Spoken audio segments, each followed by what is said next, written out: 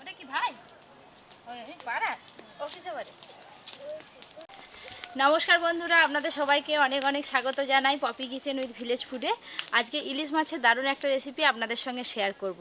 আজকে বানাবো গন্ধরাজ টপগা ইলিশ, আর তার সঙ্গে থাকবে কুমড়ো পাতায় মাছের ডিমের পাতুরি। আরও একটা রেসিপি থাকবে বীজকলার তরকারি চিংড়ি মাছ দিয়ে। আপনারা পুরো ভিডিওটা দেখতে থাকুন। এখন বেরিয়েছি কুমড়ো পাতা তুলতে যাব বলে। বাগানে যেতে হবে, অনেকটা দেরি হয়ে গেল।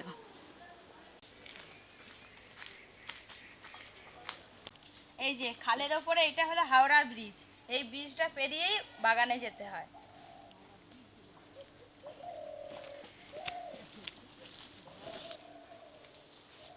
এই যে এখানে কুমড়ো গাছ আছে, এখান থেকেই কুমড়ো পাতা তুলে নেব।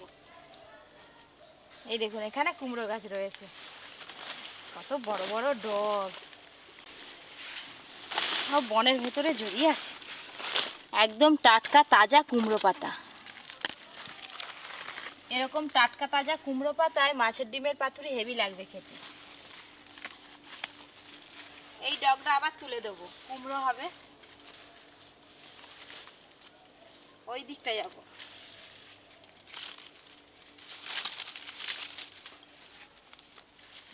এখানেও অনেক আছে নরম নরম পাতা।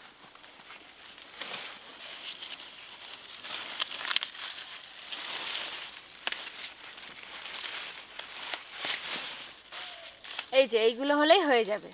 এবার যাব রান্নাঘরে।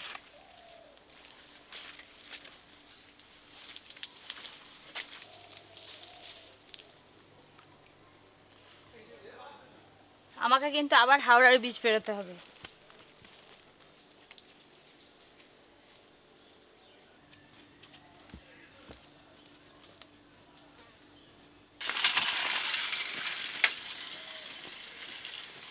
হ্যালো বন্ধুরা, এটা কি লেবু জানেন?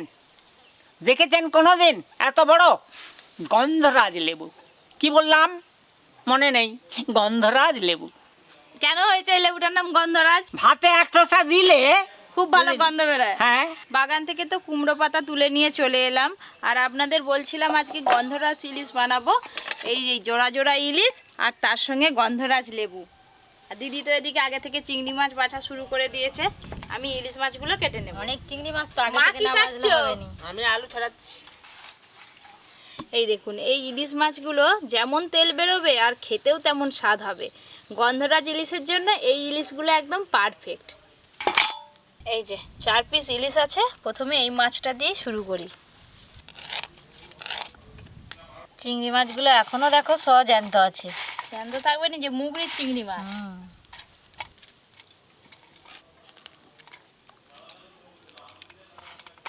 গন্ধরাজ ইলিশ খেয়েছিলাম সেই বাড়ি থাকতে অনেক দিন আগে, আবার আজকে বৌমা বানাবে, বেশ খাবো।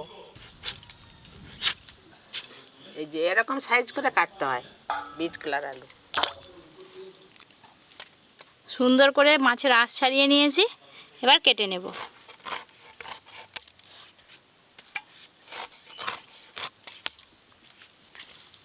ইলিশ মাছের তেল দেখেছেন?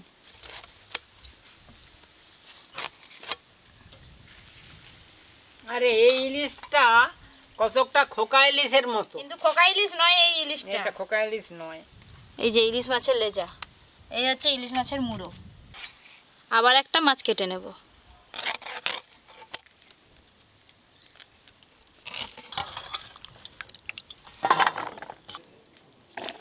এইগুলো হচ্ছে বীজগুলা। এইগুলো চিংড়ি মাছ দিয়ে তরকারি করলে আর কি খুব ভালো লাগে, খেতে খুব ভালো লাগে। নিচেবেলাগুলো নরম আছে। হ্যাঁ, খুব নরম। হ্যাঁ, তরকারি খুব ভালো লাগবে।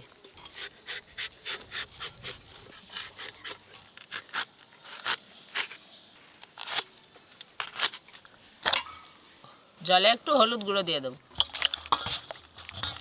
এই জলে একটু হলুদ গুঁড়ো দিলে কলাগুলো আর কালো হবে না। এই ইলিশ মাছটার তেল সব থেকে বেরোবে বেশি। তাই? কেন বল দেখি? কেন বলো? ইলিশ মাছটার চোখটা লাল। দাদু তুমি ঠিকই বলছো, এই দেখো তেলে একদম ভরপুর।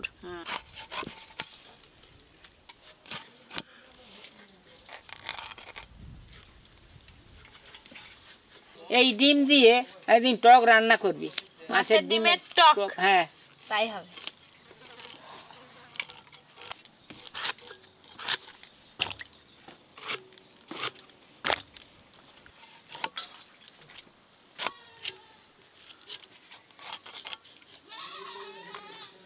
এখানে 4টে মুড়ো আছে, 4টে লেজা আছে, আর 4টে ইলিশ মাছে এতগুলো চাকা বেরিয়েছে।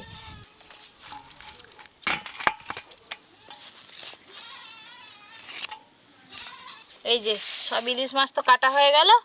যাই, ইলিশ মাছ আর মাছের ডিম বেশ অনেকটাই আছে, ধুয়ে নিয়ে ফিরে আসছি। চিংড়ি মাছ হয়ে গেছে দিদি? নিয়ে আসো। চিংড়ি মাছ বাছার পর এই যে এতগুলি হয়েছে। আমার সব কাটা হয়ে গেল, এবার বৌমা তো রান্নায় বসবে, আমি একটু বনুর কাছে গিয়ে বসবো। এই যে ইলিশ মাছ আর মাছের ডিম দুটোই খুব ভালো করে ধুয়ে নিয়ে চলে এসেছি। এবার 3টে রান্না ঝটপট করে নেব। দিদি তুমি মাছে সব লবণ হলুদ মাখিয়ে দাও, 3টে রান্না হবে, তো আমি উনানটা জ্বেলে দিই।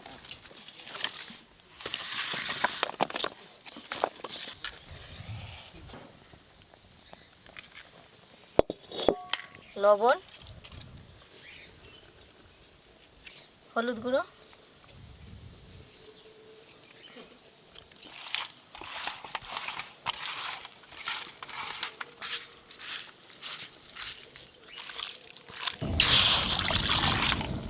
বিচে গোলাগুলো একটু ভাপিয়ে নেব। অল্প একটু হলুদ।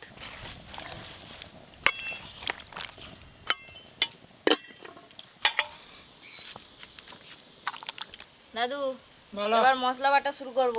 এবার মেশিন চালু করবে? হ্যাঁ, আচ্ছা, যাও। সর্ষে, পোস্ত, কাঁচা লঙ্কা।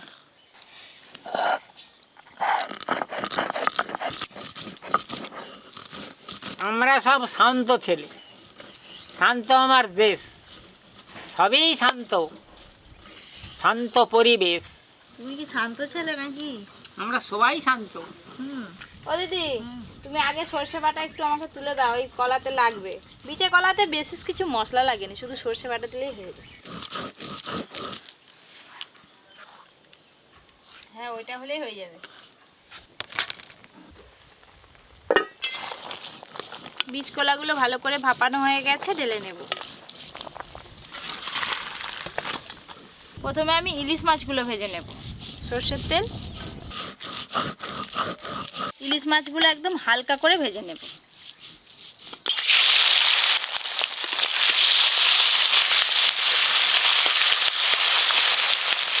আজকে কিন্তু মশলা একটু মিহি করে বাটতে হবে ইলিশ মাছের জন্য। হ্যাঁ, ইলিশ মাছের জন্য একটু মিহি করেই বাটতে হয়। আজকে গন্ধরাজ ইলিশটা আমি হালকা করে ভেজে করছি, আপনারা চাইলে কাঁচাও রান্না করতে পারেন, টপগা যেটাকে বলে। মাছে কত তেল বেরিয়েছে দেখো, একদম হালকা করে ভাজা হয়ে গেছে।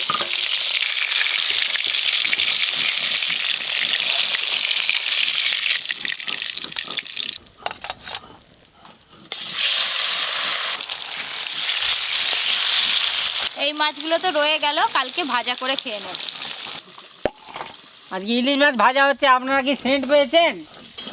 মেটে পাড়ায় বললো, একজন বুড়ো বললো, বলে আমি পেয়ে গেছি।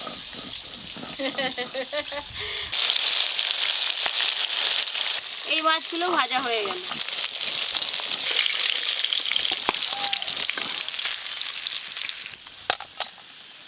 এই যে ইলিশ মাছ ভাজতে তেলটা বেরিয়েছে, এই তেলটা রেখে দেব, পরে রান্নাতে লাগবে। সর্ষের তেল। এবার চিংড়ি মাছগুলো ভেজে নেব।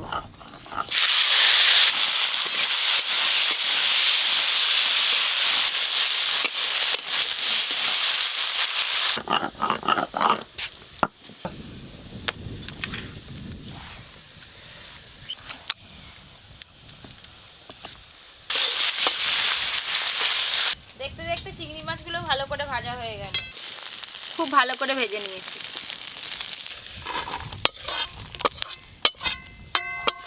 বিচে কলা রান্নাটাই প্রথমে করে নেব। সর্ষের তেল দেবো কড়াতে। কুমড়ো পাতাগুলো একটু বেছে বেছে নেবো। ও বনু, তুই ইলিশ মাছ খাবি? টক টক, ঝাল ঝাল। টক খাচ্ছে। দাবড়ি তুলবে, আমাকে দাবড়ি তুলবে। ফোড়নে দেবো 5 ফোড়ন আর একটা শুকনো লঙ্কা। কেটে ধুয়ে রাখা আলুগুলো প্রথমে একটু ভালো করে ভেজে নেব। লবণ, হলুদ গুঁড়ো,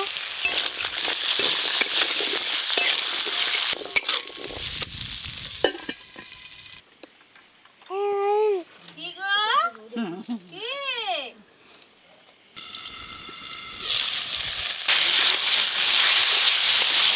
আলুগুলো ভালো করে ভেজে নিয়েছি, এবার ভাপিয়ে রাখা কলাগুলো দিয়ে আরেকটু ভালো করে ভাজবো। ভাপানো বীজ কলা।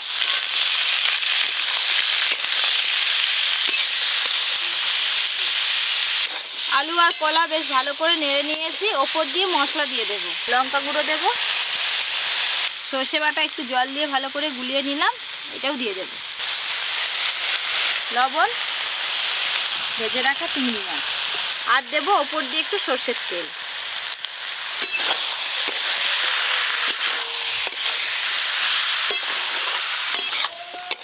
সব কিছু একসঙ্গে ভালো করে কষে নেব। ভালো করে কষানো হয়ে গেছে, একবারে সামান্য জল দেব। জল,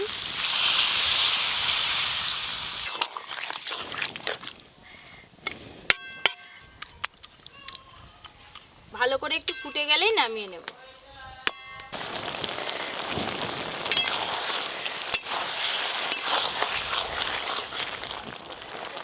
চিংড়ি মাছ দিয়ে তো বীজ কলার তরকারি হয়ে গেল।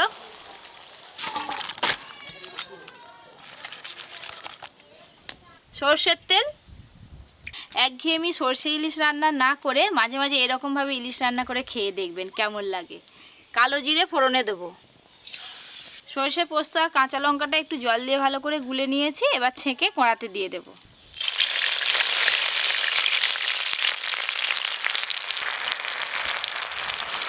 এইভাবে ছেঁকে দেব। এই দেখুন সর্ষের খোসাগুলো কি সুন্দর আলাদা হয়ে গেল।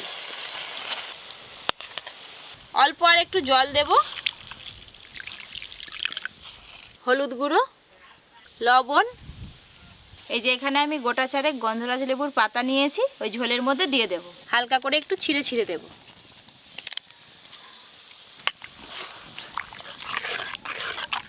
এবার ঝোলটা খুব ভালো করে ফুটিয়ে নেব, একটু চাপা দিয়ে দেব। ও দিদি, পাতুরির জন্য এই মশলাগুলো দিয়ে ডিমটা মাখিয়ে ফেলো ভালো করে, আমি ততক্ষণ ইলিশটা রান্না করে নিই। মাছের ডিম, পেঁয়াজ কুচি, কাঁচা লঙ্কা কুচি, সর্ষে, পোস্ত আর কাঁচা লঙ্কা বাটা, হলুদ গুঁড়ো, লবণ, এবার ভালো করে মাখিয়ে নেব।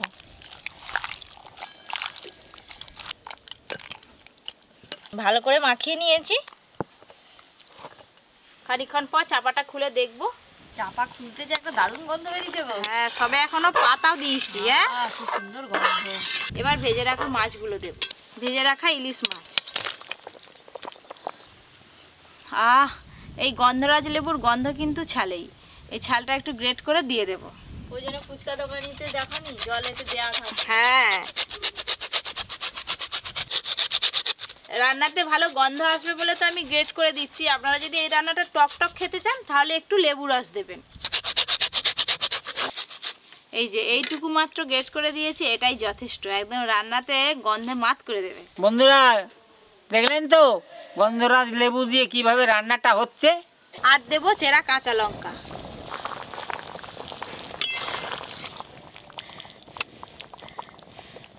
আজকে রান্নাটার গন্ধে এক থালা ভাত শেষ হয়ে যাবে। গন্ধরাজ ইলিশ রান্না তো হয়ে গেল। সব শেষে ইলিশ মাছ ভাজার যে তেলটা আছে ওপর দিয়ে একটু ছড়িয়ে দেবো। ইলিশ মাছ ভাজার তেল।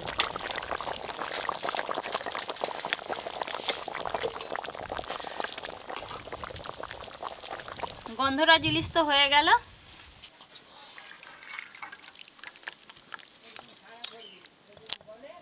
এত সুন্দর একটা মিষ্টি গন্ধ পাচ্ছি বন্ধুরা, একবার হলেও আপনারা এইভাবে বাড়িতে বানিয়ে খেয়ে দেখবেন।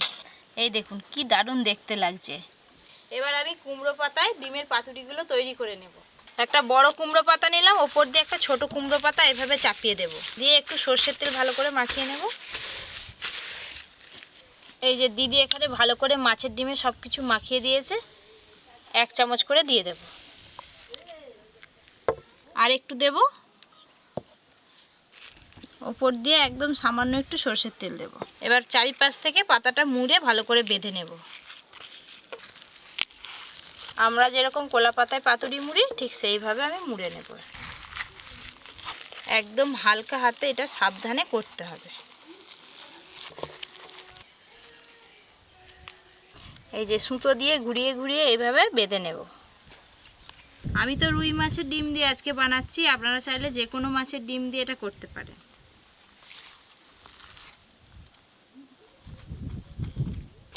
এই যে এক পিস হয়ে গেল। আবারও একটা পাতা নেব, এইভাবে একই রকম ভাবে মুড়ে নেব।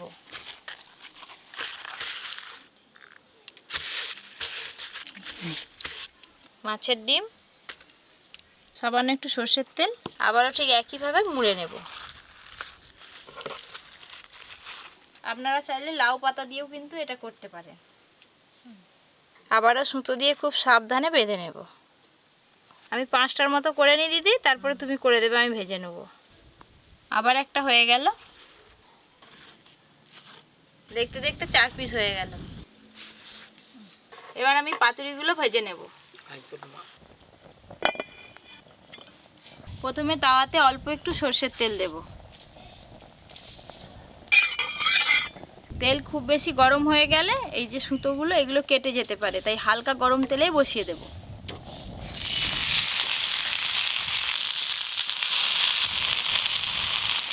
একবার করে উল্টে দেব।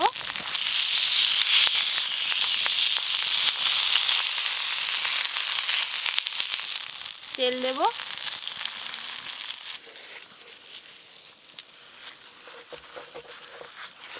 আবার একবার করে উল্টে দেব।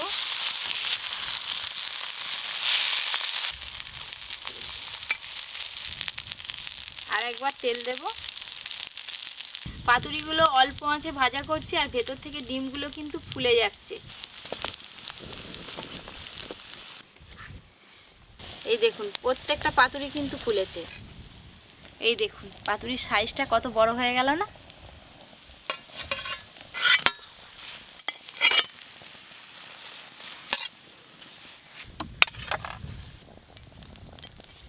এবার বাকিগুলোও ভেজে নেব। মাকেও ডেকে নিয়ে আসবে, কাকিমাকেও ডেকে নিয়ে চলে আসবে। হ্যাঁ, সবাই মিলেই আজকে খাবো। এইগুলোও ভাজা হয়ে গেল।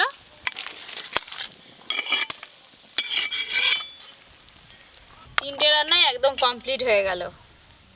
এই যে চিংড়ি মাছ দিয়ে বীজ কলার তরকারি। এত সুন্দর লাগে। খাও দাদু।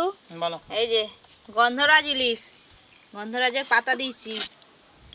ওই লেবু পাতাটা মাখিয়ে ভাত খাবে। না গন্ধরাজ ইলিশ, শুধু আজকে এটা মাখিয়ে খেয়ে দেখো, পুরো ভাত সমেত এত গন্ধ উঠবে না।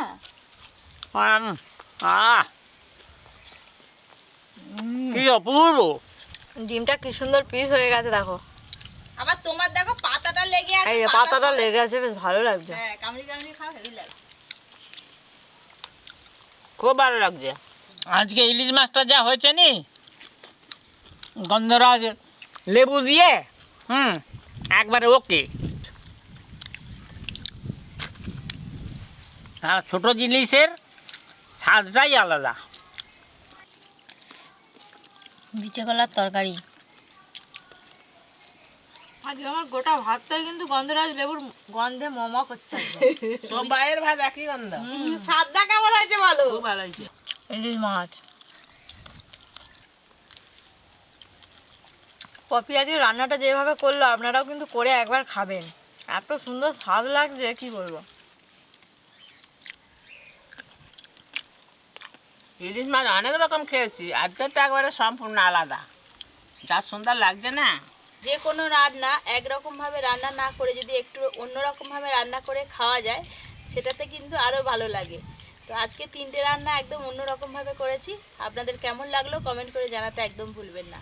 এরকম আরও অনেক নিত্য নতুন রান্নার ভিডিও পেতে Popy kitchen with village food চ্যানেলটি সাবস্ক্রাইব করে পাশের ঘন্টিটা ক্লিক করবেন। সবাই খুব ভালো থাকবেন, সুস্থ থাকবেন, সাবধানে থাকবেন।